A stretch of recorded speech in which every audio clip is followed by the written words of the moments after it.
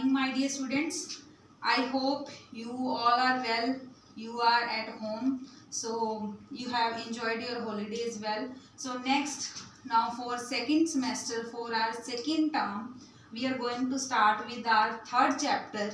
Third chapter, share and dividends. So my dear students, I want to tell you about this chapter. First you read 25 chapter number, page number 25. First you read this chapter, because when you will read the theory of this chapter, then you will understand what is share, what is nominal value, what is market value, what are the shareholders, and three things I want to tell you. First one is at par. At par means where the nominal value and market value are same. And next one, above par or at a premium. That means when market value is greater than the nominal value. Third one, below par or at a discount means where market value is less than the nominal value. So next one, formulas. So we will discuss about the formulas of this chapter. First one is sum. Total sum invested when we are investing some money in a company or anywhere. So first one is total sum invested. How we can calculate? Number of shares, how many shares we are buying or we are selling, and multiply by market value of each share. What is the market value of each share? Next one, if you want to find the number of shares that is equal to total sum invested by market value of each share. Next one, if you want to find the number of shares by using dividends of same, that way we can find number of shares is equal to total dividend divided by dividend on each share. It will be given in your question already.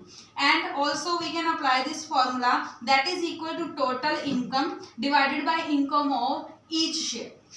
Next one, fourth one, total dividend. How we can calculate the total dividend? That is equal to number of shares multiply by rate of dividend. Rate of dividend they will give in question, and multiply by nominal value of each share. My dear students, I want to tell you that always the nominal value depends on the dividend depends on the nominal value. When you want to calculate the dividend, you will solve, always you will take nominal value, not you will take that market value, because the dividend not depends on the market value. So you will use always nominal value. Return percent or income percent also you may say. So return percent, how we can find? Income divided by total investment multiply by 100%. Okay, so next we will discuss the examples of first exercise, that is third A. So first example we have given, first part, 350 rupees 20 shares at premium of rupees 7. So first thing, my dear students, that is 350. What is given there? This is the number of shares. Before the comma, what is given there in the question? That is number of shares. So number of shares, here we will write number of shares equals to 350. And here rupees 20 given, that is nominal value. So here nominal value is rupees 20. But now what we have to see, first I told you that three things, at par, at a premium, and below par. So here given at the premium of rupees 7, that is second point. And second point, it was that at a premium means where market value is greater than the nominal value. That means now we have to calculate nominal value. So what is nominal value? Market value plus this value 7. Why we are adding? Because they have given at a premium. If they will give here at par, so we will take this nominal value, market value. And if they will give below par, then we will subtract here. So now they have given at premium, so we will add rupees 27. So now what is the market value? Rupees 27. Now what we want to find? The money required to the shares. So first we will find money needs to buy one share. To buy one share, how much money we need? How we will find? Rupees 27, because market value of one share is rupees 27. Next we want to find money needs 2 by how many shares we have?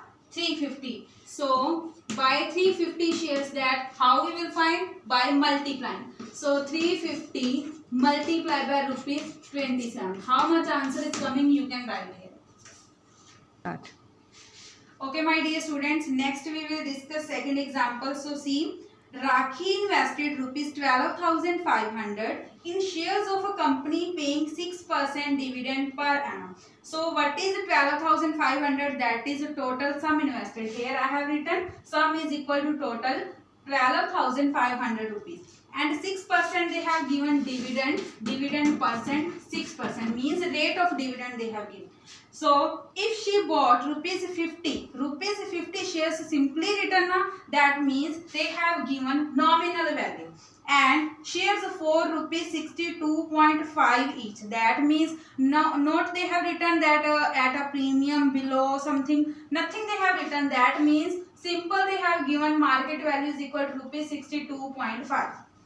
Next, find her income from the investment. What we have to find? The total income from the investment. So first we need to find the number of shares. So I have told you now that number of shares, how we can find? That is total sum invested, that is 12,500 divided by market value. Market value is 62.50. So solve and tell me how much coming number of shares. That is coming as 200. So now income on each share, how much?